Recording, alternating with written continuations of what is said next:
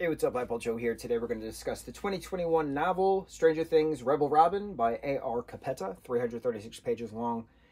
It is another book in the Stranger Things property. I really love this cover a lot because it's textured. I don't know.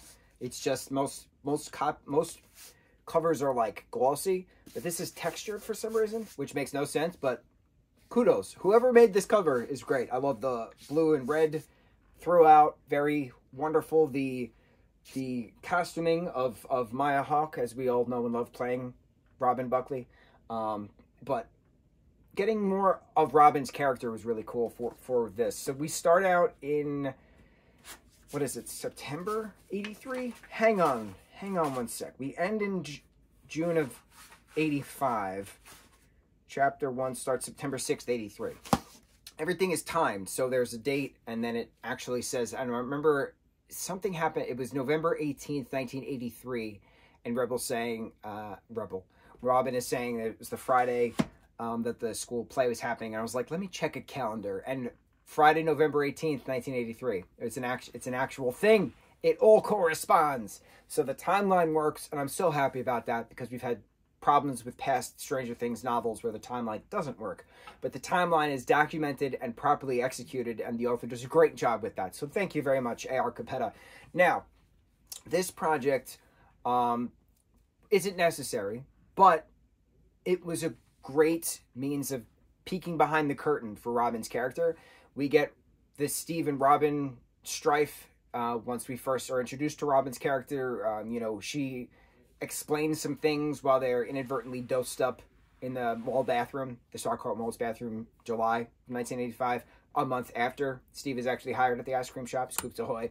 And so they're going over that they were in Miss Click's history class, and she was obsessed with Tammy Thompson. Well, she was obsessed with Steve because Tammy was obsessed with Steve. Stuff. So we understand that from the show, from season 3, episode 9, 8, one of those.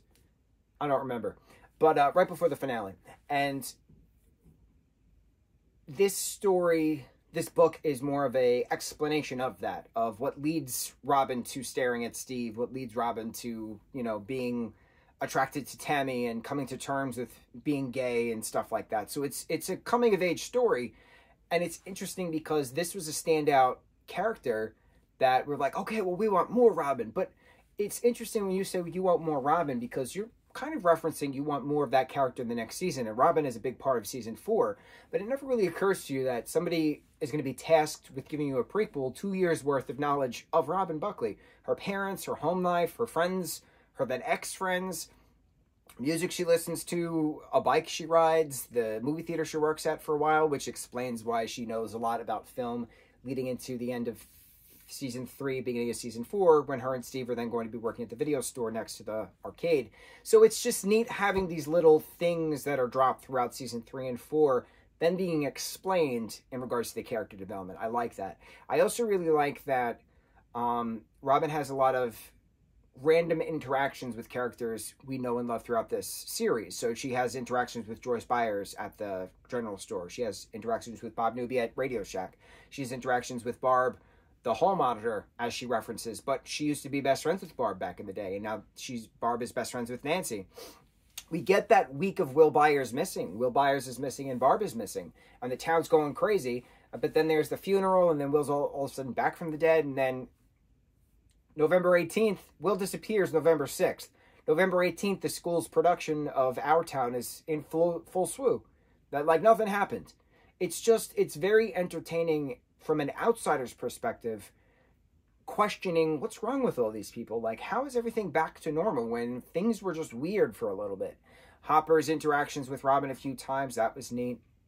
Nancy's interaction with Robin at the movie theater during a moment, that was neat. Robin breaking into prom, that was also neat. It's just a neat interaction of her Operation Croissant, as we say it, croissant, as you're supposed to say it with a "khwa" sound.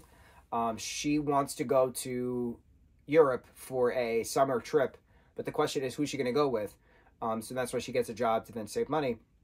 So she was going to go to France, she's going to go to Spain, she's going to go to Italy, and because she speaks the 3 languages, so she's making her notebooks writing in her composition notebook all her plans in the different languages, and that's why she gets the jobs, and then that's why her trips vanish when she inadvertently crashes her parents' Dodge Dart throughout the parking lot of the high school in the midst of forcing herself to go to prom. It's a whole thing, but it's very entertaining throughout, and that's why she's not going to Europe anymore, because now she has to pay off 4 different cars, plus get her parents a new car. That's why she needs another job.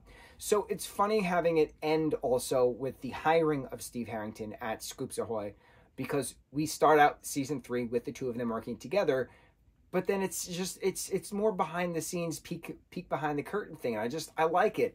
I like it because it wasn't really asked for, but it's given to us, and it makes sense in regards to the character. The way that this author writes is very much the voice of Robin Buckley. Very much. There was never a time where I'm like, oh, this person doesn't know this character. No, this author knew this character specifically, verbatim. Like the way that the snark and the sarcasm came out. My favorite characters are snarkastic characters.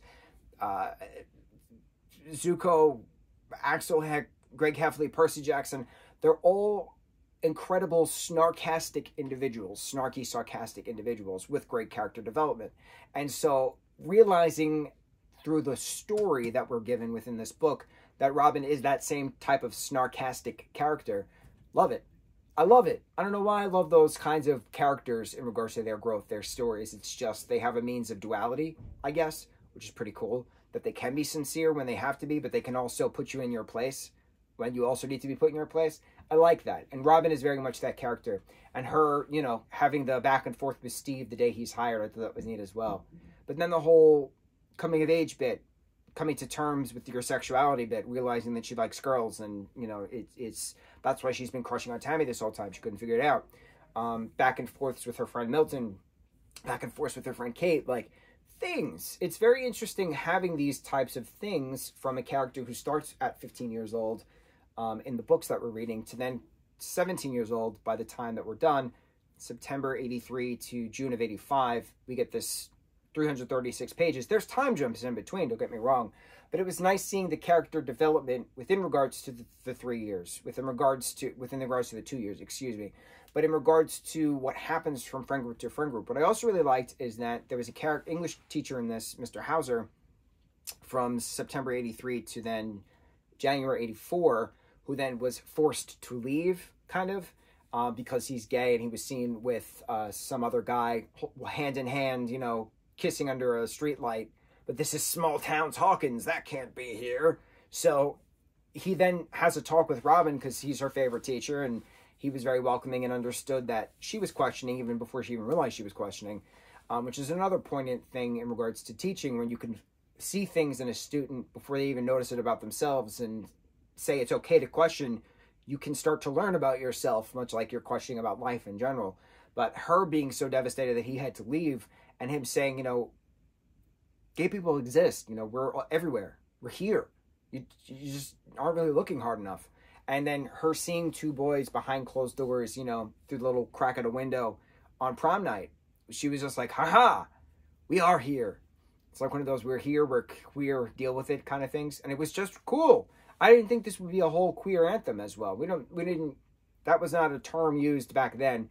It's the term we use now, but back then it wasn't a term we used. So that technically that word queer is not in this book. Gay is used in this book. But it's a good reflection of that time period in that part of the world. I liked the representation of it. I liked the questioning of it. Well, this has to get better somehow. So how do we do this? So I liked it. I liked Robin coming to terms with herself. I liked getting to explore that Robin was getting to be comfortable with terms of herself. But it's fun because we only get snippets here and there throughout season 3, and then little things here and there through season 4 of this character's backstory. And here's the backstory from 1983, her sophomore year, through 85, about to start her senior year, just finishing up the junior year, starting up the summer, leading into the senior year. And then all hell breaks loose, obviously, with Starcourt Mall. But it was cool. It was a good surprise. Quick read if I had the attention span to sit down and read as I used to, but for some reason I don't have that attention span anymore, and it's frustrating. So I'm trying to get back into that. So we'll see. We'll see if I can read more. For perspective, I read over 11,000 pages last year with all the books that I read, and I wrote down everything. I wrote it all down. So it was over 11,000 pages of books I read in 2023. I just calculated after this book, and I just crossed the 1,500 page mark in 4 months, which is nothing compared to reading 11,000 pages in 12 months. And here I am reading 1,500 pages in 4 months. I got some stuff to figure out in regards to what's happening with the attention span and why can't I sit and read for as much as I used to. We're gonna work on this. We're gonna work on this. It's my new project for the spring-summer time period, because this is a great book. There's nothing I didn't like about it, so there's no reason why I couldn't focus on it. I don't know. We got to figure some things out. I got to have a conversation with my eyes.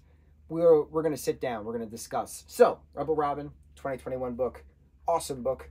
On to the next review. Mahalo.